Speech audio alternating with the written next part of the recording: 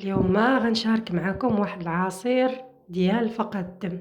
هي واحد عنده فقر الدم ولا العيا ولا التعب النعاس ما كاين. المهم هادو فيتامينات زوينين كلهم. درت وريقة تاع الخيار، درت غير 2 ليمونات، لو كان كتير غندير كتر. درت الخيار نص خيارة هادشي اللي بقى عندي، ودرت الباربة سلقتها نص سلقة.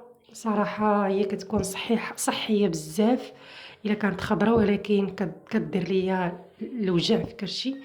هي اصلا يعني زوينة صحية خضرا عفوا، ولكن من الاحسن ندير لها الواحد نص سلقة، ما يسلقهاش بزاف.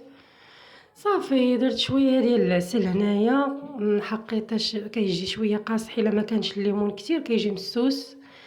درت عا واحد معلقة ونص تقريبا الا كان العسل الحر.